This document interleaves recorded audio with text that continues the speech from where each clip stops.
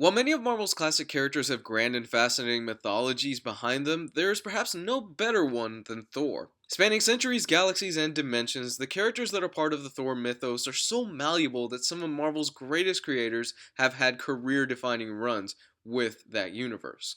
Yet as far as the general audience is concerned, they really have no clue as to where they should start with the character. Ladies, gentlemen, and those that be worthy, today we're talking all about how to start reading Thor. Let's do this.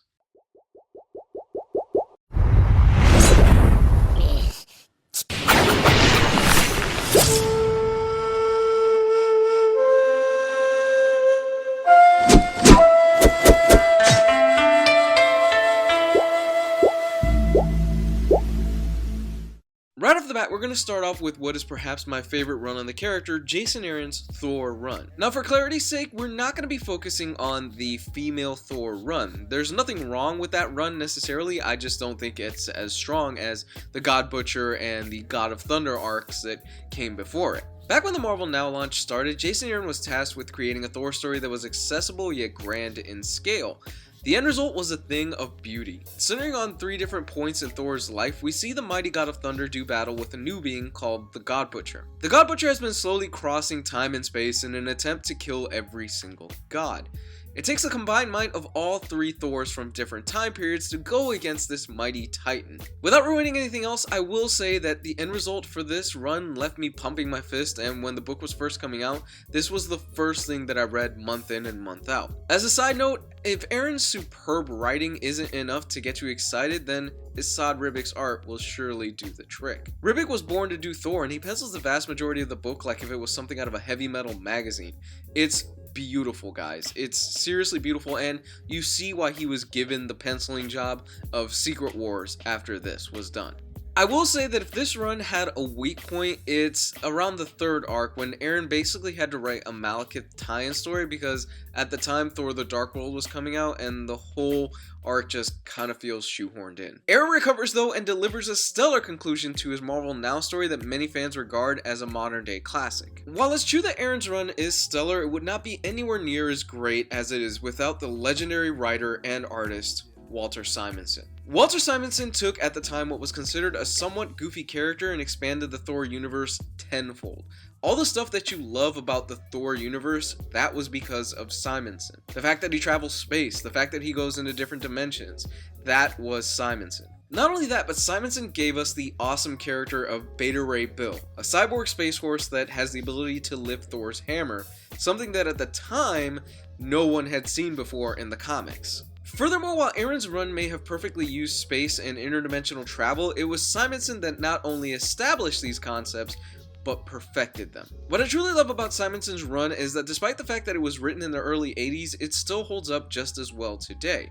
And Simonson does the vast majority of the art in this book, and if you were to compare a lot of the art in that book to some of the stuff done today, it holds up fantastically, and I would argue that some people would have a difficult time deciding what was the 80s and what was today's standard of art. Simonson's dialogue is sharp, and he's able to give great character moments to the Warriors 3 and to Loki.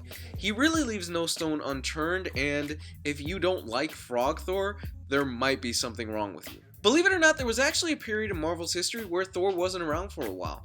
You see, during the Civil War event, Marvel had to come up with a reason to not have what is essentially a god choose one side of the conflict and basically make the fight pointless. Yes, we did get a version of Thor during the Civil War event, but that was a clone and he really didn't hold a candle to the real deal. It wasn't until Michael Straczynski's run that the lightning-wielding Norse badass was back in action and taking names. Straczynski's run is regarded as a modern-day classic. Straczynski took what other writers had done before him and merged it with modern-day sensibilities. He brought back all the gods, but they weren't necessarily aware that they were gods, and he changed the setting of Asgard to modern-day Oklahoma.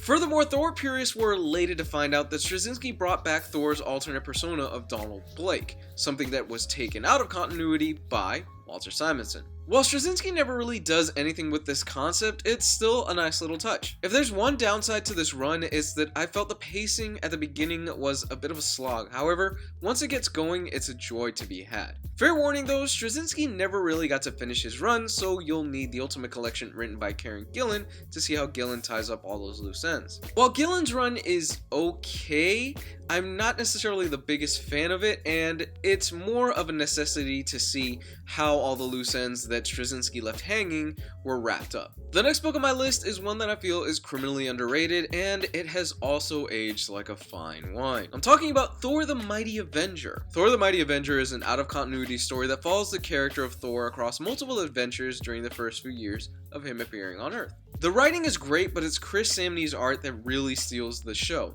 This was early Samnee as well, way before he teamed up with Mark Waid and delivered a career-defining run on Daredevil. When this book was coming out, it shocked me just how little buzz was surrounding it, considering just how damn good the series is. If you're looking for something that's off the beaten path and is a whole lot of fun, then this is the Thor story for you. As a side note, if you've got kids and you're taking them to see Thor Ragnarok in the next few weeks, or if you're just showing them the Thor movies, or they have a passing interest in the character, this is a really great starting on point. It's a fun, all-ages book filled with great colors, great art that not only your kids will like, but you as well. The last book on my list is Hickman's Ultimate Thor run. If you read Mark Millar's Ultimates and thought this is a really huge badass and I like this version of Thor, Hickman's 4-issue run on the character might be for you.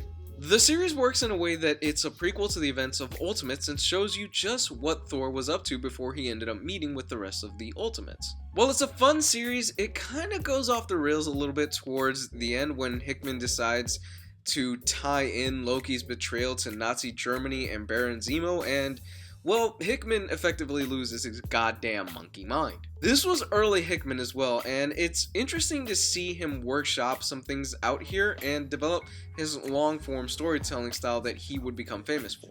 Thor is one of those Marvel characters that many fans love to talk about, but few fans have actually read his defining runs, and as a character, I really love how some writers were able to take such basic concepts and were able to expand upon them.